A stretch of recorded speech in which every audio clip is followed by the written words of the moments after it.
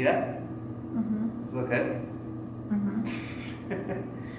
Welcome back to the classroom, everyone. Today we're going to school you on intermittent fasting. We're going to keep this video quick, simple, and to the point. And we're not really going to dive much into the science of fasting and the research behind it. If you're interested in that, I'll throw some links in the description box below. But this is really to cover some of the pros and cons, give you my advice and my recommendations, and what I personally think about intermittent fasting. So, first things first, what is it? You're intermittently fasting. I know, pretty obvious, right? But there are different ways to do this. So there's ADF, or alternate day fasting, where you fast for 24 hours, 1 to 3 times per week. There is the warrior diet, which is 20 hours of fasting followed by a 4-hour feeding window. And the most popular one right here, 16-8, which was popularized by Martin Berkham of Lean Gains. And that means you are fasting for 16 hours in your day, and you have an 8-hour window where you consume all of your calories. One thing to keep in mind with intermittent fasting, it is not a diet. So you still should be tracking your macronutrients and calories. You still should be hitting your fiber intake and all of the things you do when you track macros, except now you are just working with a feeding window and a fasting window.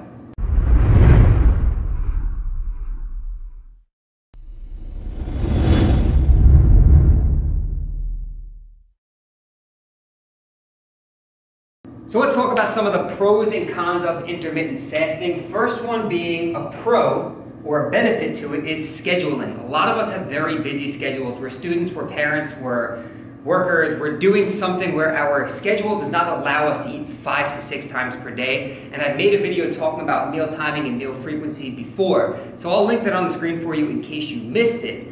But essentially, it's difficult to eat 6 times per day. It's not realistic for most of us, so this allows us to eat within an 8-hour window and not have to constantly be thinking about food. Adapting to hunger hormones, and this kind of ties into the meal frequency and the scheduling. So if you're used to eating 4, 5, or 6 times per day, and you miss one of those meals, I'm sure you've had this experience before, you start to feel hungry because you're used to eating at that time. Now, those feelings of hunger will begin to subside if you work with this fasting window. So it might be difficult at first to cope with, but if you give yourself enough time and you try it out, your body will be able to control those hunger feelings and you won't feel as hungry as often.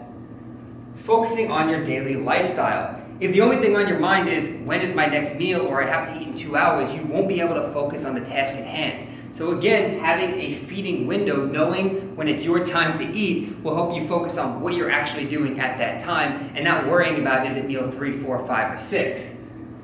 Reduce snacking. I'm a snacker. I think a lot of us are. And for me personally, and I've experienced this, the more I snack, the more hungry I am throughout the day. So I would rather just not eat for a little while, and when it's time to eat, rather than go to the fridge, grab something that's 100 calories, and then go back to work, because now what's on my mind is how good that food just tasted and how I want more of it, how I want to snack more and eat more. But if I never had it in the first place, I don't really think about it until it's time to eat. So it can help reduce your snacking throughout the day. Improve insulin sensitivity. Like I said, if you're interested in the science and research on stuff like that, I will have it linked in the description box below. This video is really just to keep it basic and help you understand what intermittent fasting is. So let's talk about some of the cons of intermittent fasting. The first one is getting started. When I first heard about intermittent fasting, I thought, yeah, okay, so I'm gonna fast for 16 hours and just intentionally not eat. That sounds pretty dumb. Now, as time goes on, if you do experiment with intermittent fasting, it gets easier and easier as time goes. But getting started is always going to be the hardest part. When you hear that you can't eat for a certain amount of time, it kind of throws you off mentally a little bit, but I promise you it gets easier as it goes. Social gatherings. If your fasting window falls under a time where maybe your friends are going out to eat and they invite you along, some people might be hesitant to go because they're going to get cravings and they're going to get tempted to eat the food, but it's during their fasting window, so they can't indulge in that food. Now, these are for the hardcore IFers.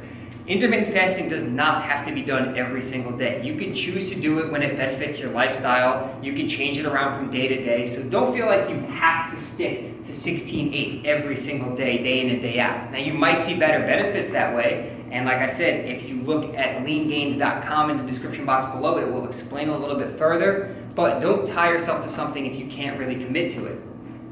You might notice decreased alertness, mood, performance, energy levels.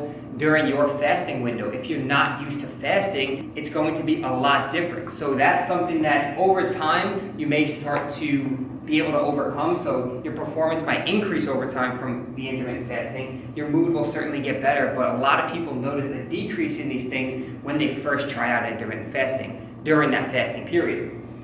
Difficult if bulking. If you're someone who has to consume a ton of calories, if you have a short feeding window, such as maybe only 8 hours and you're trying to eat 4,000 calories a day, it might be extremely difficult to get those 4,000 calories in 8 hours rather than spreading it out throughout the course of an entire day.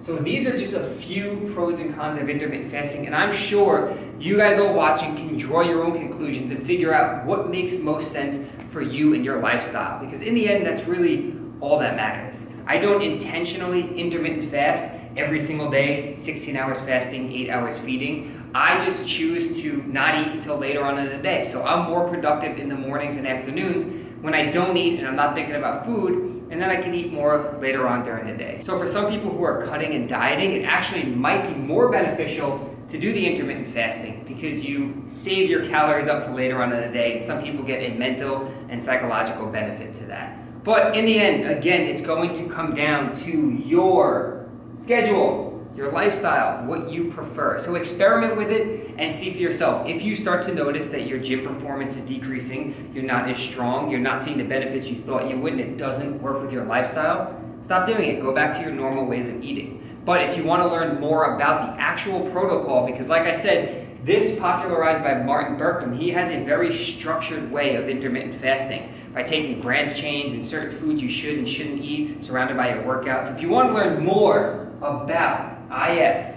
and the lean gains approach, the link will be in the description. But intermittent fasting, it really all comes down to you. So that's the video on intermittent fasting. Hopefully that gave you a little bit of background on it, and hopefully this video helped some of you guys out. So if it did, if you can, please click that thumbs up button, and I would love to hear from you guys in the comment section below. How many of you intermittent fast?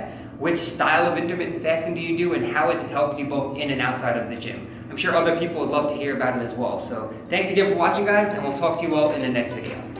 And we're back with another whiteboard special talking about meal frequency. How many meals should you eat per day? 1, 3, 5, or 17? All right, so as you know from previous whiteboard videos here on the channel, we keep the information quick, simple, and easy to understand. I'll start by saying I did not make up this